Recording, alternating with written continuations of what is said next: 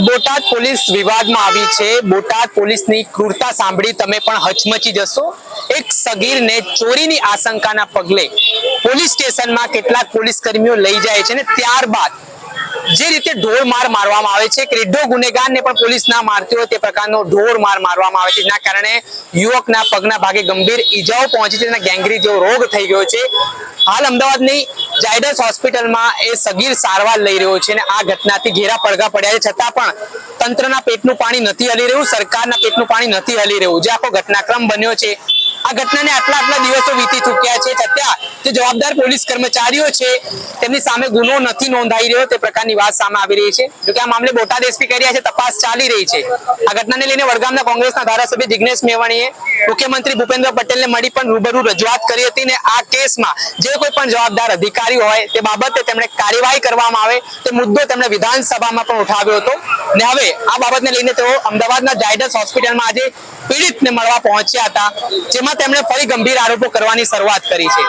આ ઘટનામાં જે પોલીસ કર્મીઓ છે જેમણે માર માર્યો છે તેઓ જાણે કે ચોરી ઉપરથી સીના ચોરી તે પ્રકારની સ્થિતિનું નિર્માણ કરતા હોય, પેલા જે સગીર બાળક છે તેને ડરાવતા હોય, ધમકાવતા હોય કે જો તું અમારા વિરુદ્ધ ફરિયાદ કરશે તો પછી અમે જોઈ લઈશું, એને ધમકીઓ આપવામાં આવી રહી છે તે પ્રકારના આરોપ જિગ્નેશ મેવાણી લગાઈ રહ્યા છે। અને આ બાબતે તેમણે ગુજરાતના મુખ્યમંત્રી ભૂપેન્દ્ર પટેલને ફરી રજૂઆત કરી છે કે આ કેસમાં જે સંડોવાયેલા પોલીસ કર્મીઓ હોય તેમની સામે એવું શિક્ષાત્મક દાખલો બેસાડવામાં આવે કે ભવિષ્યમાં કોઈ આ પ્રકારની ઘટનાને અંજામ ના આપે। પહેલા તો આપણે સાંભળીએ વડગામના ધારાસભ્ય જિગ્નેશ મેવાણી શું કહી રહ્યા છે। યુવક છે તેને પોલીસ દ્વારા ઢોર માર મારવાનો આરોપ છે અને તમે પીડિત અને એમના પરિવારજનની પર મુલાકાત જેના મા બાપ પણ નથી, મા બાપ વગરનો દીકરો અને કદાચ એણે ચોરી કરી હશે એવી શંકાના આધારે દિવસો સુધી બોટાદ પોલીસ 17 વર્ષના આર્યન નામના એક યુવાનને, એક કિશોરને જાણે ગેંગસ્ટર હોય, કોઈ બહુ જ મોટો ક્રિમિનલ હોય એવી ક્રૂરતા આચરીને મારે એ આર્યનને હું હમણાં મળીને આવ્યો। એની પરિસ્થિતિ બહુ જ ખરાબ મને લાગી, એની કિડનીને ગંભીર નુકસાન થયું છે। એને કહ્યું કે જિગ્નેશભાઈ આખી રાત 4-5 દિવસ સુધી આખી રાત મને માર્યો છે। મને કીધું ચોરીનો ગુનો કબૂલ કર કે મેં ચોરી નથી કરી, કે મારા બંને પગ દોરડાથી બાંધી બંને પગ પહોળા કરીને ખતરનાક ગુંડાઓને પોલીસ ક્રાઇમ બ્રાન્ચની કસ્ટડીમાં મારતી હોય, 3rd ડિગ્રી ટોર્ચર આપતી હોય એવું 3rd ડિગ્રી ટોર્ચર બોટાદ પોલીસે આ 16 વર્ષના આર્યન નામના આપણા ગુજરાતના દીકરાને આપ્યું। એના ગુપ્તાંગ વિશે બહુ ગંદી, મીડિયા સમક્ષ ન કહી શકાય, ધાર્મિક લાગણી ઉશ્કેરાય એવી બહુ જ ગંદા પ્રકારની કોમેન્ટ્સ કરી। અને હદ તો એ છે કે દિવસો સુધી આટલો બેરહેમીપૂર્વક પોલીસે કસ્ટડીમાં માર્યા પછી, એનો જીવ લેવાની કોશિશ કર્યા પછી, 3rd ડિગ્રી ટોર્ચર આપ્યા પછી જે બોટાદ પોલીસ ઝાયડસમાં એને દાખલ કરાવે છે, એ ઝાયડસ હોસ્પિટલને અંધારામાં રાખીને એમએલસી કેસમાં એવું લગાવે છે કે કોઈ જંતુ કરડ્યું હતું। જંતુ કરવાડાના કારણે શરીરમાં કેવું ઈજા પહોંચે અને બેફામ પોલીસે માર્યો હોય, એના ચાઠા, એના દાગ, એના નિશાન, એના ઉજરડા કેવા હોય કે સામાન્ય માણસને પણ સમજાય। હદ તો એ છે કે આર્યને હમણાં મેં મુલાકાત કરી ત્યારે મને એવું કહ્યું કે રાત્રે 2:30 વાગે હજી પણ પોલીસના માણસો આવીને મોં ખોલીશ, ફરિયાદ કરીશ, કેસ દાખલ કરીશ તો તને મારી નાખીશું, તારું મર્ડર કરીશું, આવું કે જ્યાં 16 વર્ષના છોકરાને મીડિયામાં પ્રકરણ ઉજાગર થયા પછી 2 દિવસ પૂર્વે ગુજરાતના માનનીય મુખ્યમંત્રી ભૂપેન્દ્રભાઈ પટેલને મેં રજૂઆત કરી, રૂબરૂ મળીને આવ્યો, ડિટેલમાં એમને કહ્યું કે આને ગુપ્તાંગમાં માર્યું છે અને બેરહેમીપૂર્વક માર્યો છે, કસ્ટોડિયલ ટોર્ચર કર્યું છે, એનો વાંક હતો નતો, ચોરી કરી હતી નથી કરી એ તો ટ્રાયલ કોર્ટ સાબિત કરશે। પણ આવી રીતે 17 વર્ષના માસૂમ યુવાનને જે બોટાદની પોલીસ, ગુજરાતની પોલીસ આવી રીતે બેફામ મારે છે એમની ચરબી નેતાઓ, ભ્રષ્ટ અધિકારીઓ અને પૂંજીપતિ કોર્પોરેટ કંપનીના માલિકોની સામે ચરબી કેમ નથી દેખાડતા, એ પણ મને સવાલ થઈ રહ્યો છે. અમે ઓલરેડી સુપ્રીમ કોર્ટમાં પિટિશન દાખલ કરી દીધી છે. બોટાદના એસપી સાથે મારી છેલ્લા 4 દિવસમાં 5 વખત વાત થઈ, આઈજી સાથે વાત થઈ, રાજ્યના મુખ્યમંત્રીને મળીને આવ્યો, additional chief secretary home mister Manoj Das સાથે પણ વાત થઈ. આટલો સ્પષ્ટ કેસ છે. દીકરો ફરિયાદ આપવા તૈયાર છે, કહી ચૂક્યો છે, કહી રહ્યો છે કે મને માર્યો, આખી રાત માર્યો, 3rd ડિગ્રી ટોર્ચર આપ્યું. આટલું સ્પષ્ટ કહેવા છતાં રાજ્યની સરકાર ગુનો દાખલ નથી કરતી. એટલે પીડિત પરિવાર વતી સુપ્રીમ કોર્ટમાં પિટિશન દાખલ કરી છે અને મોટાભાગે આવતા સોમવારે એની સુનાવણી છે. હું અપેક્ષા રાખું છું કે સુપ્રીમ કોર્ટ ન્યાય આપે.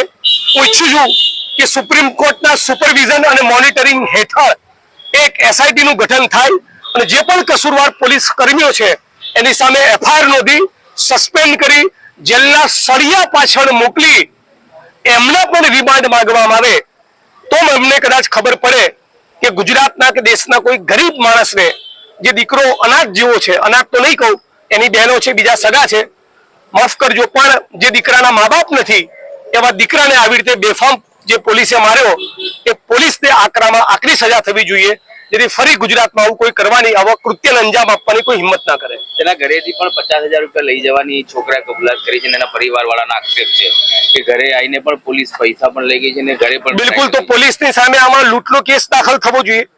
1 થી વધારે પોલીસના માણસો જઈને આ કૃત્ય કર્યું હોય તો ક્રિમિનલ કોન્સ્પિરસી કહેવાય. અને અહીંયા અમે ઝાયડસના સત્તાધીશોને પણ કહ્યું કે મોબાઈલની અંદર ના જતા આવી બધી તમે ચોકસાઈ રાખો છો તો રાત્રે 2 વાગે પોલીસના કોન્સ્ટેબલો ઘૂસીને ધમકી આપે છે ત્યારે તમારી ચોકસાઈ ક્યાં જતી રહી છે?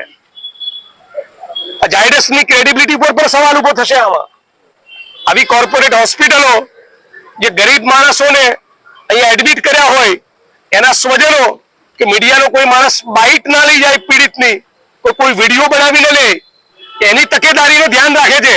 તો એ ધ્યાન રાખો, તમારા હોસ્પિટલના પેશન્ટને બોટાદ પોલીસ તો માણસ રાત્રે 2 વાગે આવીને 2:30 વાગે આવીને તારું મર્ડર કરી નાખીશું આવી ધમકી કેમ આપી જાય છે? ત્યારે તમારી સુરક્ષા ક્યાં હોય છે? એટલે ઝાયડસના પંકજ પટેલને પણ હું મીડિયાના માધ્યમથી કહેવા માંગુ છું તો અહીંયા તમે કડક સૂચના આપો અને આની પણ એક ઇન્વેસ્ટિગેશન કરાવો કે આટલો બધો છોકરાને માર્યો છે, કસ્ટોડિયલ ટોર્ચરનો ભોગ બન્યો છે, તો ઝાયડસના MLC રિપોર્ટમાં જંતુ કરડ્યું આવો બનાવટી દસ્તાવેજ કેમ ક્રિએટ કરવામાં આવ્યો? જિગ્નેશભાઈ, આમ સગીર બાળક છે તો જુવેનાઇલ બાબતે એના ઉપર કાર્યવાહી થાય. બિલકુલ. પહેલા તો જ્યુવેનાઇલ એક્ટ થી લઈને લાગુ પડતી તમામ કલમો હેઠળ ગુનો દાખલ થવો જોઈએ. આજે ઘટના આટલા બધા દિવસ થયા, સતત મીડિયા આ મુદ્દે ઉપાડી રહ્યું છે, હું બોલી રહ્યો છું, સીએમ ને મળીને આવ્યો, રાજ્યના એડિશનલ ચીફ સેક્રેટરી હોમ સાથે વાત કરી, એના પછી બોટાદ પોલીસ એની રાહ જુએ છે, કોલોડીમાં ગોળ ભાગવો છે, પોલીસ વાળાઓને બચાવવા છે, એ નહીં થવા દઈએ. હજી સુધી ગુનો નોંધાયો નથી ને ધરપકડ પણ કરી નથી. તો તપાસ આમાં તો તપાસ તો સોંપવી જ પડે ને. તપાસ સોંપવાની વાત નથી, એફઆઈઆર કરો ને. કોગ્નિઝેબલ ઓફેન્સ ડિસ્ક્લોઝ થતો હોય એટલે સુપ્રીમ કોર્ટની ગાઈડલાઈન પ્રમાણે એફઆઈઆર ઇઝ અ મસ્ટ. ગુનો દાખલ કરવો જ પડે, ફરજિયાત છે.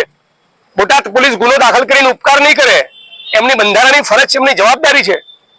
ગુનો દાખલ કરીને તાબડતોબ ધરપકડ કરે અને દાખલો બેસાડે કે ફરી આપણા ગુજરાતમાં કોઈ આર્યન સાથે આવી ઘટના ના બને. આ કિસ્સામાં એવું પણ જોવા મળ્યું છે કે આ હોસ્પિટલનું બિલ પણ જે મોડાસા પોલીસ ભરી રહી છે, તો તેના હા, બોટાદ પોલીસ કેમ એનું બિલ ભરી રહી છે?